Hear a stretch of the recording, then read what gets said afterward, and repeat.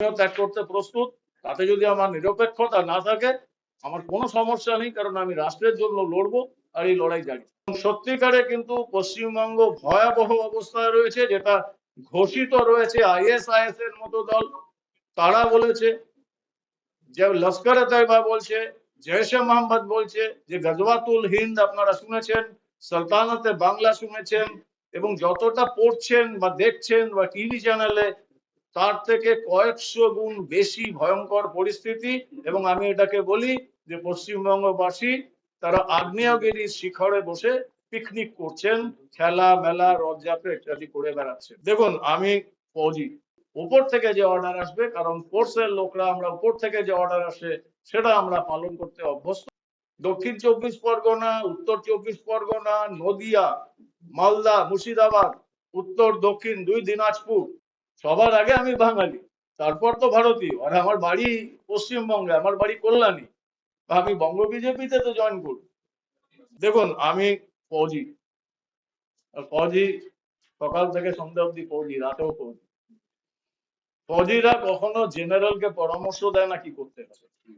পার্টিতে অনেক অভিজ্ঞ লোক রয়েছেন, সিনিয়র রয়েছেন, তারা আমাদের যে দায়িত্ব দেবে আমরা ফৌজি হিসাবে সেটা 100% করবো, 99% অপশন নেই।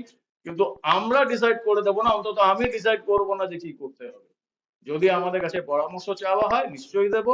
উপর থেকে যে অর্ডার আসবে, কারণ ফোর্সের লোকরা আমরা উপর থেকে যে অর্ডার আসে সেটা আমরা পালন করতে অভ্যস্ত। আমিও আবার নিচে অর্ডার পাস করি। আমাদের ফোর্স, আর্ম ফোর্সেস, পঞ্চায়েত নয়। সবাই মন্তব্য রাখতে পারে না জিহাদিদের জন্য। এবং যাতে মৌলবাদী লোকজন তারা ডালপালা প্রসারিত করছে। এবং আমি যেটা বারবার বলি, বহুবার আমি টিভি চ্যানেলে বলেছি গত 5 বছর ধরে, দক্ষিণ 24 পরগনা, উত্তর 24 পরগনা, নদিয়া, মালদা, মুর্শিদাবাদ, উত্তর দক্ষিণ 2 দিনাজপুর, যদি এখনো কিছু না করা যায়, আমার মনে হয় না যে 2027-28 পরে সেটা ভারতের মধ্যে রাখা যাবে। কারণ প্রশ্নটা পশ্চিমবঙ্গের নয়, প্রশ্নটা কোনো রাজনৈতিক দলের নয়, প্রশ্নটা রাষ্ট্রীয় সুরক্ষা। এবং সত্যিকারে কিন্তু পশ্চিমবঙ্গ ভয়াবহ অবস্থায় রয়েছে, যেটা ঘোষিত রয়েছে ISIS এর মতো দল। তারা বলেছে যে লস্কর তৈবা বলছে, জৈশে মোহাম্মদ বলছে, যে গজওয়াতুল হিন্দ আপনারা শুনেছেন, সালতানাতে বাংলা শুনেছেন, এবং যতটা পড়ছেন বা দেখছেন বা টিভি চ্যানেলে তার থেকে কয়েকশো গুণ বেশি ভয়ঙ্কর পরিস্থিতি। এবং আমি এটাকে বলি যে পশ্চিমবঙ্গবাসী তারা আগ্নেয়গিরির শিখরে বসে পিকনিক করছেন, খেলা মেলা রথযাত্রা ইত্যাদি করে বেড়াচ্ছেন। যেদিন আগ্নেয়গিরিতে বিস্ফোরণ হবে সেদিন আপনারা বুঝতে পারবেন যে আমরা কোথায় আছি। It will be too late. আমাদের এখনো জাগতে হবে। আর 2026 শেষ ধর্মযুদ্ধ, যদি এই 2026-এ আমরা কিছু না করতে পারি, ধর্ম বাঁচানো অসম্ভব, প্রাণ বাঁচানো অসম্ভব, মান সম্ভ্রম বাঁচানো অসম্ভব, রাষ্ট্রীয় সুরক্ষা বাঁচানো অসম্ভব। এ সিদ্ধান্ত পশ্চিমবঙ্গের মানুষকে নিতে হবে, শুধু আমরা বললেই চলবে। স্যার, আমরা বিশ্বাস করি আর soldier never quit till his death. একজন সোলজার যতক্ষণ মৃত্যু না হচ্ছে, এমনকি আমরা এটাও বলি যে মৃতদেহ কথা বলে, কিন্তু যতক্ষণ মৃত্যু না হচ্ছে সোলজার কখনো শান্ত বসে না। যুদ্ধের ময়দানটা বদলে গেছে। যুদ্ধের ময়দানে আমরা এতদিন জিহাদিদের সঙ্গে লড়ছিলাম, এখন কোনো একটা 14 তলায় যেখান থেকে জিহাদের বাষ্প বেরোচ্ছে সেই জায়গাটাকে নিউট্রালাইজ করার চেষ্টা করা হবে। না, আমি এটা বিশ্বাস করি আমি নিরপেক্ষ নই। আমি রাষ্ট্রের পক্ষে, যেটা আমি বললাম, নেশন ফার্স্ট। আপনি রাষ্ট্রের জন্য কথা বলবেন, রাষ্ট্রের পক্ষে কথা বলবেন, আমি নিশ্চিতভাবে রয়েছি। এবং রাষ্ট্রের বিরুদ্ধে যদি আমার বাবা মাও যান বা আমার নিজের পরিবারের লোক যান, আমি তাদের বিরুদ্ধে যাব। কারণ আমার যিনি গুরু, মানে আমি তাকে ওনাকে আমার জীবনের সব থেকে উঁচু স্থানে বসিয়েছি, আমার বাবা মার সঙ্গেই, বাবা মার নিচে নয়। আপনারা নাম শুনেছেন বোধহয়, র বা রিসার্চ অ্যানালিসিস উইং এর যিনি প্রতিষ্ঠাতা ছিলেন RN কাও স্যার, পন্ডিত রামেশ্বরনাথ কাও, উনি আমার গুরু।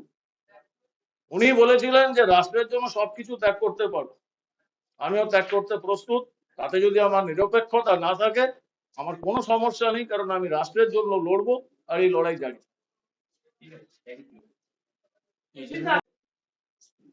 সম্মাননীয় দীপাঞ্জন চক্রবর্তী, শ্রী কস্তুরী গোস্বামী এবং শ্রী বিপ্লব বিশ্বাস আজকে আমাদের বিজেপি পরিবারেতে যোগদান করেছেন। যোগদান করার আগে তাদের ব্যক্তিগত বা রাজনৈতিক পরিচয় যাই থাক না কেন, বিজেপি পরিবারে যোগদানের পরে তারা ক্রমান্বয়ে ভারতীয় জনতা পার্টির নীতি, আদর্শ এবং বিচারধারার সঙ্গে সম্পৃক্ত হয়েছেন এবং এখন এই যোগদানের পরে ওনারা আপনাদের সামনে একে একে ওনাদের ব্যক্তিগত ধারণা, অভিমত ইত্যাদি নিয়ে কিছু বলতে চান।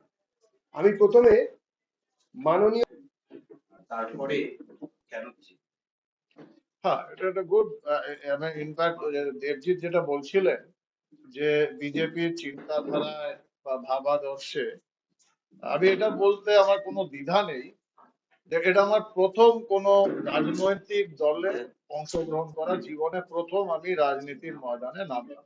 কারণ আর্ম ফোর্সেসে যেটা আমরা সবসময় চিরকাল আমরা বলে এসেছি, নেশন ফার্স্ট, দেশ রাষ্ট্র সবার আগে।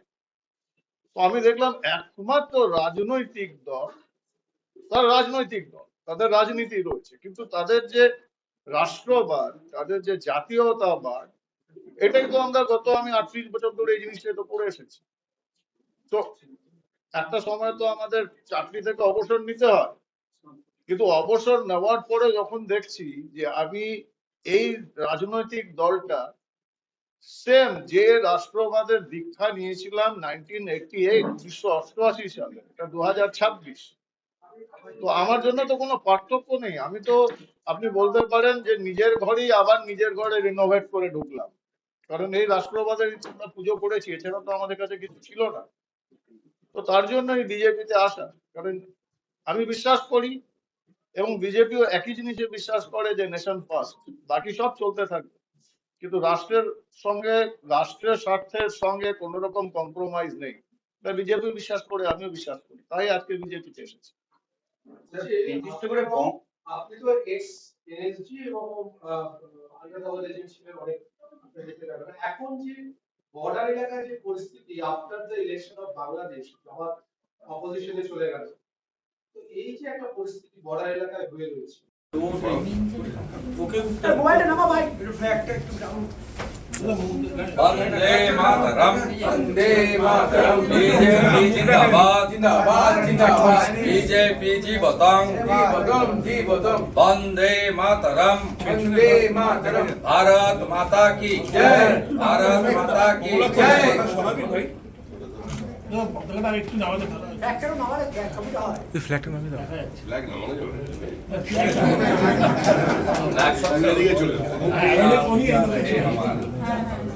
মুখটা দেখে যাচ্ছে মনে বলছে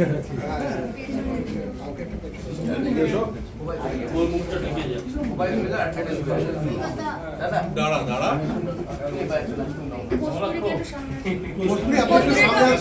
এদিকে চলে আসো। কমলা আপনি একটু মাথা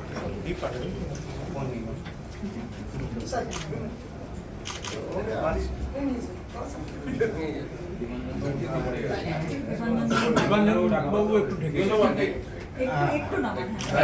ঠিক আছে একদম ঠিক আছে। হাত তোলো না দেখা যাবে। এবারে শ্রমিক দা একটু ধন্যবাদ দিন। हाँ बोलून, प्रश्न করুন।